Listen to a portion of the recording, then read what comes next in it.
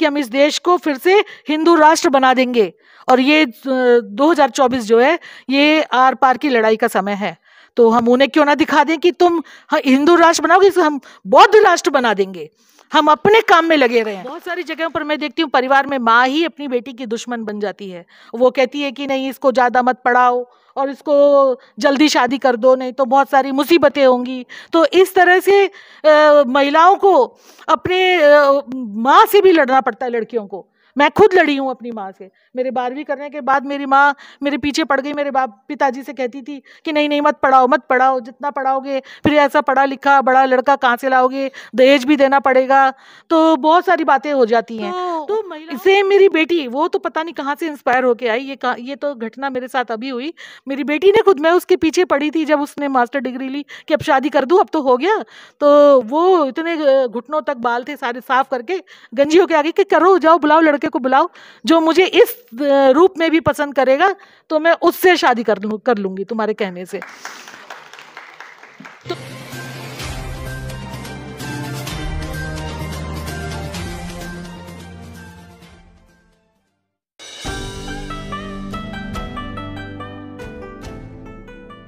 महिला सशक्तिकरण संघ का जो ये कार्यक्रम जो भंते जी लगाते हैं, इसके लिए हम पहले से ही भंते जी से बोलते रहे कि भंते जी एक बार आप पूरे वर्ष में करते हैं, इसकी कुछ संख्या आपको बढ़ानी चाहिए, जिससे कि जो विचारों का जो ये आदान प्रदान है ये लगातार होता रहना चाहिए, क्योंकि हम भूल ना जाएं कि हमें क्या संघर्ष करना है। तो इसके लिए मैं भंते जी को साधुवाद करती हूँ कि उन्होंने जो अंतर्राष्ट्रीय महिला दिवस के उपलक्ष्य में आज महिला सशक्तिकरण संघ का भी कार्यक्रम लगाया और इतने सारे लोगों को आमंत्रित किया, और एक बेहतरीन हमारे लिए जो सभागार है इसमें रुकने का और अपना कार्यक्रम करने का हमारा जो हमें मौका अवसर दिया गया, ये बहुत ही बेहतरीन है। अच्छा, तो यहाँ पर जैसे महिला सशक्तिकरण की हम लोग बात करते हैं, तो महिला को ताकतवर या हम कैसे मान सकते हैं कि वो सशक्त हो गई है? अभी हमारी बहुत सारी बहनें अलग अलग विचार देती रही थी, तो उन्हीं में से कुछ चंद बातें मैं निकाल लेती हूँ। नीलम बौद्ध ने बहुत अच्छा बताया, हमारी मंजुला बहन जो कि इंग्लैंड से आई हैं, इंग्लैंड में रहकर आई हैं, अब तो वो भारत में ही काम कर रही है, बाबा साहब का कर्ज उतार रही हैं। और बहुत सारी बहनों ने अभी जो स्मिता बहन गई, इतने क्रांतिकारी लेडी की तरह मुझे लगा। और देखिए जूडो कराटे और खेलों में इतनी आगे हमारी बहनें। तो ये तरीका होता है महिला को सशक्त करने का। उन्हें शिक्षित तो करिए, लेकिन शारीरिक रूप से भी उन्हें ताकतवर बनाइए, मानसिक रूप से उन्हें इतना स्ट्रांग कर दीजिए कि वो कहीं भी जाएं, अगर कहीं कोई गलत बात कहता है तो उसका विरोध कर सकें और मौका पड़ने पर उन्हें धराशायी भी कर सकें। इस तरह की बातें जो है होनी चाहिए महिलाओं को सशक्त करने के लिए। महिला का जो सम्मान जो है पहले परिवार से शुरू होता है। यदि पति सम्मान करते हैं तो पूरा परिवार सम्मान करता है। ये बात मैं आप सब लोगों से कह रही हूँ, क्योंकि ऐसे भी पुरुष मैंने देखे हैं, जरा दाल में सब्जी में नमक कम हो गया तो हंगामा कर देते हैं। करते हैं कि नहीं करते हैं? है ना, पढ़े लिखे होने के बावजूद कर देते हैं, या और भी कोई उनकी डिमांड जो समय पर पूरी ना हो तो उसके लिए भी वो अपना विरोध दिखा देते हैं। महिला जो काम करती है, अब बहुत सारी महिलाएं तो घर में रहती हैं, लेकिन काफ़ी महिलाएं हमारे समाज की भी और बाहर भी दूसरी महिलाएं काम पर जाती हैं, क्योंकि जैसा अभी आप देख रहे हो समाज में ऐसी परिस्थिति है कि सिर्फ पुरुष कमाए तो घर नहीं चलता, लेकिन वहाँ ऐसी जगहों पर महिलाएं भी बराबर काम करती हैं। बड़े बड़े जगहों पर सरकारी क्षेत्रों में तो लोग हम देखते हैं कि महिलाएं बहुत काम कर रही हैं, लेकिन उन महिलाओं के बारे में कोई नहीं बोलता जो सड़क बनाने में, जो खेतों में बिल्डिंग बनाने में, ये जो सारी बिल्डिंग आप देख रहे हो इसमें मेरे ख्याल से 80% महिलाओं की हिस्सेदारी रही होगी। उन्होंने ही वो सारा सीमेंट और वो जो तैयार किया होगा, घोला होगा, वो सब महिलाएं रही होंगी, है ना। और आदमियों का काम रहा होगा कि हाँ यहाँ का स्ट्रक्चर जो है उसका डिज़ाइन करना है या फिर बैठकर उसको दूसरी तरह की शेप देनी है, लेकिन जो बेसिक वर्क होता है ना, वो सारा कौन करता है? वो सब महिलाएं करती हैं, लेकिन उनका नाम कहीं नहीं आता है, कोई नाम नहीं लेता है उनके बारे में। इसीलिए बाबा साहब ने संविधान तो लिखा, लेकिन उसके बाद महिला महिला को सशक्त करने के लिए उन्होंने हिंदू कोड बिल दिया कि जाओ, मैंने तुम्हें इतने अधिकार दिए, इन्हें जाओ समझो पढ़ो, और पढ़ने के बाद में उनके लिए अपने आप को मजबूत करो, उन्हें पढ़ो और उन्हें छीनो अधिकार। जैसे हमारे गायकवाड़ सर जी कह रहे थे कि अधिकार जो है वो कोई देता नहीं है, और आप मांगोगे तो भी कोई नहीं देगा। अब जैसे हम ईवीएम का ही उदाहरण ले तो हम देख रहे हैं कि हम इसकी डिमांड कर रहे हैं, ये हमारी मांग मानी नहीं जा रही, क्योंकि इसमें कोई नेता, कोई बड़ा नेता कूद के सामने नहीं आ रहा। सारे नेताओं को अपनी चिंता है, आम जनता कितना भी हल्ला मचाए, कितना भी हड़ताल करे, लेकिन सरकार के कानों पे जू नहीं रेंगती। इसी प्रकार अधिकार जो है वो कभी भी मांगे नहीं जाते, उनके हम कह सकते हैं कि हमें ये अधिकार चाहिए, लेकिन अधिकार छीने जाते हैं। सबसे पहले परिवार से अधिकार छीनो। जितनी भी महिलाएं कमाने जाती हैं बाहर, मैं तो बहुत सारी महिलाओं को देखती हूँ, अगर किसी से कहा जाए कि चलो आज पिक्चर देखने चले, तो कहती हैं पहले मैं पति को फोन करके पूछ लूं। इस तरह के विचार होते हैं। घर में खाना क्या बनेगा, भले ही वो खुद नौकरी करती है, लेकिन वो अपने पति को शाम को फोन करके जरूर पूछती है कि आज क्या पकाऊं, है ना। ये इस तरह के विचार अगर वो अपनी पसंद से बना ले तो उसे ये डर बना रहता है कि उसका पति कहीं ऐसा ना हो कि उसके साथ में आकर झगड़ा करे और कहे कि नहीं तुमने आज ये क्यों बनाया, मैं तो ये नहीं खाना चाहता था। तो बहुत सारी चीजें ऐसी है कि महिलाएं जो हैं खुलकर उनका विरोध नहीं कर पाती हैं, यहाँ तक कि अपने परिवार के सामने भी स्टैंड नहीं कर पाती हैं। तो आप सोच के देखो कि महिलाओं को कितना मजबूत करने की जरूरत है। देश को आजाद हुए कितना लंबा समय गुजर गया, इस देश में महापुरुषों की पूरी लाइन बनी हुई है ना, जिन्होंने महिलाओं के लिए बहुत काम किया, लेकिन क्या आज भी महिला उस स्थिति तक पहुंच पाई? क्या उतनी जागरूक हो पाई? क्या उतनी सशक्त है, ताकतवर है कि वो कर सके? ऐसा अभी भी हमें बहुत काम करने की ज़रूरत है। तो मैं ये कहती हूँ कि महिला आज, क्योंकि हिंदू कोड बिल देने के बावजूद भी आज तक लड़कियां जो हैं बहुत कम प्रतिशत है जो अपनी पसंद से शादी कर पाती हैं। अधिकतर लड़कियां आज भी अरेंज मैरिज को ही प्रेफर करती हैं, क्योंकि उन्हें डर बना रहता है कि कल को उनकी गलती को उनकी माँ बाप जो हैं उसे माफ़ ना करें, या कुछ बात हो जाए तो वो उन्हें उस तरह का सम्मान ना देंगे। बहुत सारी जगहों पर मैं देखती हूँ परिवार में माँ ही अपनी बेटी की दुश्मन बन जाती है।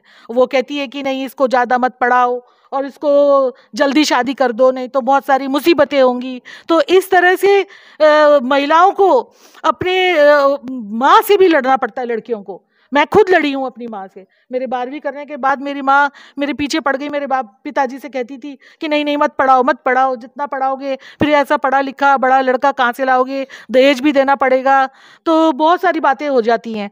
तो महिलाओं को जो अपनी माँ से भी युद्ध करना पड़ता है, अपनी माँ से भी सशक्त होना पड़ता है। उन्हें कहना पड़ता है कि तुम पढ़ी नहीं थी तो इसलिए आज तुम ऐसी स्थिति में डांट खाती हो, और अगर मैं भी नहीं पढ़ूंगी तो मैं भी तुम्हारे जैसी एक दूसरी ऐसी ही महिला बन जाऊंगी शादी के बाद में। तो ये कितनी बड़ी बात है ना। कौन कहता है, देखिए मेरे सामने एक लड़की आई गंजी होके, मेरी बेटी ने खुद ये काम कर दिया कि एक लड़की मुझे गंजी मिली तो मैंने उसे पूछा कि तुम क्या कर रही हो बेटा, तुम्हारे बाल कहाँ हैं? तो बोलती कि मैं यूपीएससी की तैयारी कर रही हूँ, मेरी माँ मुझे पढ़ने नहीं देती थी, तो परिवार वाले जो है वो झगड़ा करते थे कि शादी करो, तो मैंने अपने बाल ही खत्म कर दिए कि लो अब शादी कर लो मेरी, क्या करोगे। सुनाई दे रहा है ना अंतिम पंक्ति तक? हाँ। तो इसे मेरी बेटी, वो तो पता नहीं कहाँ से इंस्पायर होके आई, ये तो घटना मेरे साथ अभी हुई। मेरी बेटी ने खुद, मैं उसके पीछे पड़ी थी जब उसने मास्टर डिग्री ली कि अब शादी कर दूं, अब तो हो गया। तो वो इतने घुटनों तक बाल थे सारे साफ करके गंजी होके आ गई कि करो, जाओ बुलाओ लड़के को, बुलाओ जो मुझे इस रूप में भी पसंद करेगा तो मैं उससे शादी कर लूंगी तुम्हारे कहने से। तो इसमें मैंने एक पंक्ति लिखी है कि कौन कहता है कि कफन सदा सफेद रंग का होता है ना। कौन कहता है कि कफन सदा सफेद रंग का होता है।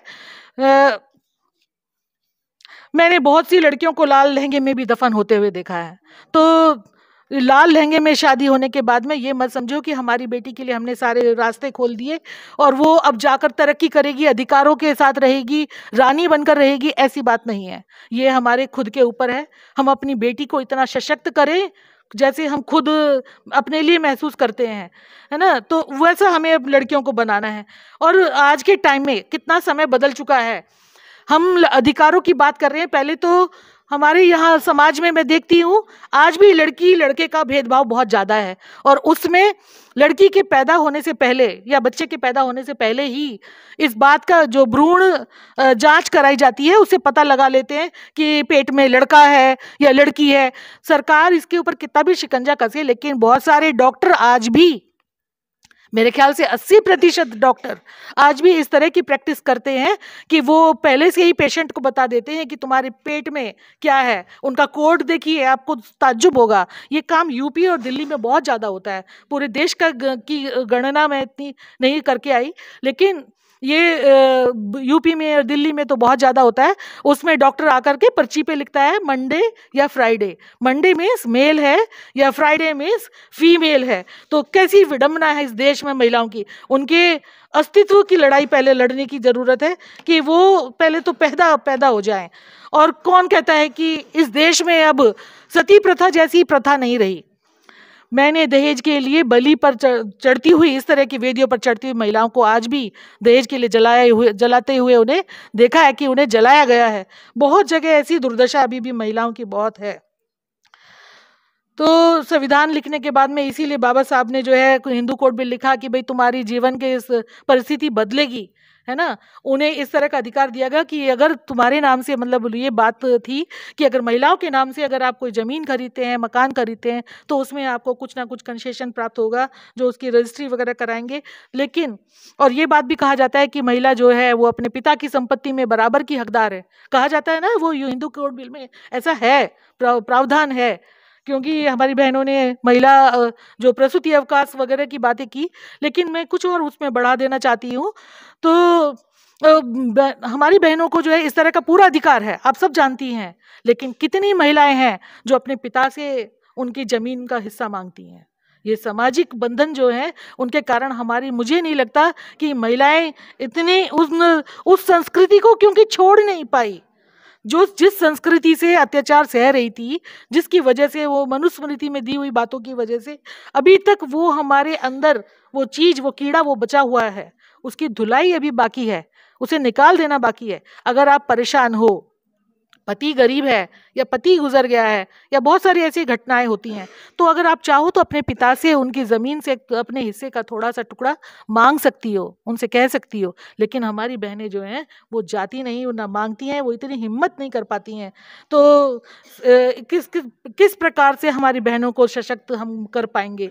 वही धर्म वाली बात आ जाती है फिर से बार बार। धर्म क्या है कि उनकी जो मन में जो गलत रास्ता जो बनाया हुआ था पहले से, वो निकालना है हमें। बाबा साहब ने इतने समय पहले हमें बौद्ध धम्म दिया कि भाई जाओ अपना उद्धार करो, लेकिन बाबा साहब चले गए और आज भी हम उसी पुरानी जातियों के साथ में चिपके हुए हैं। हम बहुत सारे लालच समझ लो या हमारे मजबूरी समझ लो, जाने किन किन कारणों की वजह से हम अभी तक उन धक्का न्यूज़ की बातों को अपने अंदर से निकाल नहीं पाए। तो ये इस तरह का, जैसे अभी हमारी नीलम बहन है, ये और इनके पति मिलकर के धम्मपथ ट्रस्ट नाम से एक ट्रस्ट चला रहे हैं। उसमें सांस्कृतिक परिवर्तन का जो कार्यक्रम है वो चलाया जाता है। उसमें आचार्य बना रहे हैं कि आप पहले बुद्धिज्म को पढ़िए और उसमें उनकी गाथाओं को याद करिए। जैसे ये ब्राह्मण लोग करते हैं, शादियों में जाते हैं और बहुत सारे संस्कार करते हैं, आप लोग अपना करिए ना, आप समझिए, इस चीज़ को सीखिए और जाने के बाद में उसको धीरे धीरे अपने परिवार से जो बुराइयां हैं उसको निकालकर अपनी चीज़ों को उसमें डालिए। अफ्रीका जैसे, श्रीलंका जैसे देश की बात मैं बताऊं तो वहां पर आपको पता होगा कि भारत में बौद्ध धम्म जो था, इसके पनपने से पहले श्रीलंका में बौद्ध धम्म जो है ज़्यादा फला फूला था। तो वहाँ पर बौद्ध, पूरा कंट्री बुद्धिस्ट था। ये आप जानते हैं, अशोका ने अपने 2 बच्चे वहाँ भेजे।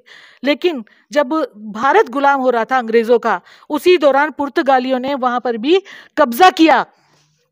कब्जा किया, तो क्या हुआ कि उन्होंने धीरे धीरे बौद्ध धर्म उनके माइंड से बाहर निकाला और मार मार के जो है अपना क्रिश्चियन धर्म जो था वो उनके माइंड में भर दिया, ठूस ठूस के।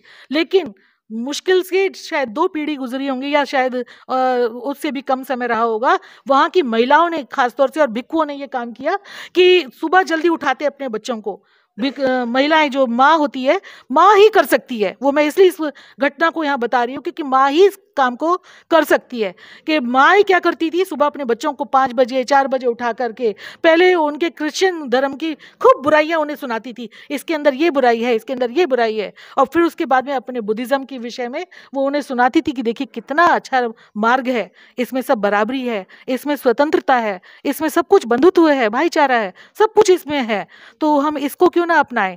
तो उन्हें ये भी बताती थी कि पहले भी हम यही थे और उसके बाद में हम गुलाम हुए, उसके बाद हम चाहते हैं कि अब फिर से यही हो। तो जब छोटे छोटे बच्चे सुबह से जब उठते हैं और अच्छी अच्छी बातें सुनते हैं, तो वो सुबह का जो पहला पहर होता है तो उसमें वो चीज़ें उनके माइंड में बड़े अच्छी तरह से समा जाती हैं। तो ये काम हमें करना पड़ेगा। फिर से हमें भी श्रीलंका की तरह इसी तरीके से अपने घरों में, मुझे लगता है कि शायद नागपुर में तो थोड़ा बौद्ध धर्म का प्रचार ज़्यादा है, लेकिन जैसे उत्तर प्रदेश के मैं राज्य से आई हूँ, वहाँ पर बुद्धिज़्म का जो है प्रचार प्रसार बहुत कम है। इसलिए मैंने बुद्धिज़्म से ही पीएचडी किया। तो मैं जाती हूँ, लोगों को सुनाती हूँ, समझाती हूँ कि कैसे आप अपना उद्धार कर सकते हो, आप कैसे चेंज ला सकते हो। और बुद्धिज़्म जो है बड़ा कम खर्चीला धर्म है ना। आप हिंदू धर्म में देख लो, हर रोज कोई त्योहार होता है, हर रोज कोई ना कोई, आप चाहो तो देखोगे उसमें इतने देवी देवता भरे पड़े, यहाँ तक कि मकान की चौखट, छत, पेड़ पौधे, जानवर और सब कुछ पूजा जाता है। यहाँ तक कि गोबर जिसे हम लैट्रिन बोलते हैं उसको भी पूजा जाता है, उसे भी पूजा जाता है। सही बात है ना ये। तो हमारा धम्म देखिए, जो हमारा जो बुद्धिज्म है वो कितना अच्छा मुक्ति का मार्ग हमें दिखाता है कि उसमें ना कोई ज्यादा खर्चा है, उसमें सिर्फ विचारों को बढ़ाना है। आप चाहें तो इकट्ठे होकर संग्रहित अपने संगठन के साथ में खीर बना के और उसे खा सकते हैं। ना तो आपको पटाखे जलाने हैं, ना आपको घर में नए कपड़े पहनने हैं, ना आपको रंग रोगन करना है, ना आपको घर को लड़ियों से सजाना है। कुछ मत करो, विचारों को बदलो। सिर्फ विचारों को बदलने की जरूरत है, घर को सजाने की, घर को बदलने की जरूरत नहीं, विचारों को बदलने की जरूरत है। तब हमारे अंदर जो है वो सशक्तपना आएगा, वो क्रांति आएगी जिसे हम हर चीज प्राप्त कर लेंगे। क्योंकि हमारा पैसा बचेगा, क्योंकि हम हिंदू धर्म में बहुत खर्च करते हैं और उसमें क्या होता है, हमारा पैसा बनियों के घरों में चला जाता है। ब्राह्मणों को बुलाकर लोग पूजा करवाते हैं, यूपी में बहुत होता है, पूजा करवाते हैं और खरीद कर लाकर सामान कहाँ से लाते, बनियों की दुकानों से। और वो सारा पैसा जब हम ये सारे काम रोक देंगे तो वो सारा पैसा हमारे बच्चों की पढ़ाई के लिए, हमारे अच्छे खाने के काम में आएगा। जो अच्छी खाने की चीजें हैं वहां पे देखो जाकर के, अभी भी यही होता है, अभी आने वाला है जल्दी। ये जो मरे हुए लोगों का भी पूजा करते हैं, तो उसमें भी क्या होता है कि जो भी खाने की अच्छी चीजें, देसी घी है, मक्खन है और बढ़िया बढ़िया काजू बादाम मेवे जो होते हैं, उनको लोग आग में जलाते रहते हैं, उनका नाम ले लेकर, ये उनकी जय, उनकी जय, उनकी जय। अरे वो उनकी जय, वो तो मरे गए, चले गए, उनकी वजह से आज हम गुलाम हैं, क्योंकि वो नहीं सुधर सके। तो उनका नाम लेना बंद करो, ठीक है। अपने माता पिता को, जो अपने दादी दादा, उनको याद करो, इतना काफी है। उनको खिलाने की जरूरत नहीं है, ना वो खाने वाले हैं, कभी नहीं खाने आने वाले हैं। अपने बच्चों को खिलाओ, जो आपकी आने वाली पीढ़ी है वो मजबूत होगी तो लड़ने को तैयार रहेगी। अब आप ये देखिए कि आरएसएस के पूरे 100 वर्ष होने वाले हैं, है ना। अपना संगठन बनाए हुए इस देश को उन्होंने ये पहले ही सोच लिया था कि हम इस देश को फिर से हिंदू राष्ट्र बना देंगे। और ये 2024 जो है ये आर पार की लड़ाई का समय है। तो हम उन्हें क्यों ना दिखा दें कि तुम हिंदू राष्ट्र बनाओगे, हम बौद्ध राष्ट्र बना देंगे। हम अपने काम में लगे रहें, हम काम करें। यहाँ सब क्रीम लोग बैठे हुए हैं, सब। जैसे कि बुद्ध कहते थे कि भोजन कर लेने के लिए जब आप जाते हो चारिका को, तो जाकर के अपने विचार दो और तब वहां से भोजन लो। पहले कुछ सुनाओ, कुछ उन्हें सिखाओ, और एक जगह दो भिक्खू मत जाओ, है ना। अलग अलग दिशाओं में जाओ, जाकर के अच्छी अच्छी बातें बताओ। ये सब जो मैं बोल पा रही हूँ, जो मेरे गले में आवाज आई, ये बाबा साहब ने तो खैर हमें इतना सम्मान दिया, लेकिन बदंत चंद्र कीर्ति जी का बहुत बड़ा हाथ है। उन्होंने मुझे इतना, क्योंकि मैं जिस परिवार में चली गई शादी होकर के, वहाँ किसी चीज़ की कमी नहीं थी, एक अच्छा परिवार था। मैं चाहती तो मैं बाहर आने की मुझे कोई ज़रूरत नहीं थी। और आज भी मेरी टांग खींचने वाले मेरे जो नंदोई और घर में कई लोग हैं जो कहते हैं कि क्यों जाती हो, क्यों करती हो, क्यों भटकती रहती हो। तो मैं कहती हूँ आप आराम करो, मुझे करने दो, तुम्हारे हिस्से की लड़ाई मैं लड़ लूँगी। तो ये इतनी आवाज़ जो है, ये सब भंते जी सिखाते आए हम लोगों को। उन्होंने बहुत कुछ हमें सिखाया।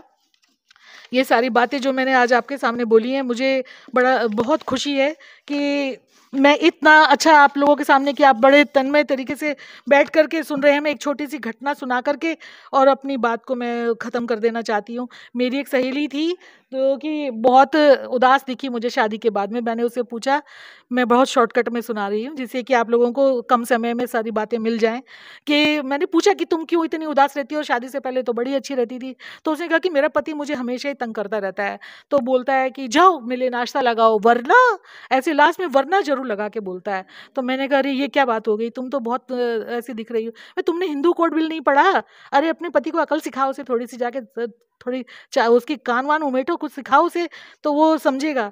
तो मैंने कहा कि देखो, हिंदू कोड बिल तो पढ़ो, लेकिन तुम्हें एक ये पंक्ति और उसके सामने जाकर बोलनी पड़ेगी कि पहले बोला करते थे ढोल गवार शूद्र, पशु शूद्र और नारी सब ताड़न के अधिकारी। ये तो अभी भी वो जिसको जो सुधार करके बताते कि ताड़न जो है वो शिक्षा प्राप्त करने की बात है, वो उसे तरोड़ मरोड़ कर हमारे माइंड में उसका घपला करने की कोशिश करते हैं। मैंने कहा ऐसे मत बोलना, अब जाके बोलो ढोल पुरुष ब्राह्मण और घोड़ा, है ना। अब ध्यान से सुन लो सारे पुरुष व्यक्ति जो भी हैं जो अपनी पत्नियों पे अत्याचार करते हैं, कि ढोल पुरुष ब्राह्मण और घोड़ा, इनको जितना पीटा जाए उतना थोड़ा। तो उन्हें मारिए डांटिए कुछ भी करिए, लेकिन उनको अपने काबू में करिए। आप कमाती हो, उसे अपनी पसंद से खर्च करना सीखो। आप पढ़ी लिखी हो तो अपने परिवार को ऐसा बनाओ कि लोग आपको आदर्श की तरह माने, आपकी तरह सीखने की कोशिश करें कि देखिए उनका परिवार कितना अच्छा चल रहा है, कितने अच्छी बच्चों को मैनर सिखाए हैं, कितने अच्छे उनके बच्चे जो है योग्य हो गए, कहाँ कहाँ जा रहे हैं, अच्छी नौकरी प्राप्त कर रहे हैं।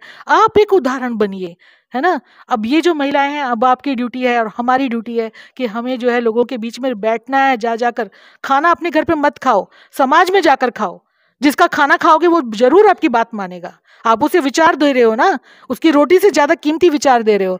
तो धम्म का जो दान होता है वो धम्म दान सबसे ज्यादा अच्छा दान माना गया है सभी दानों में। इसी के साथ में अपने विचारों को समेटते हुए आप सब लोगों से आज्ञा चाहती हूँ।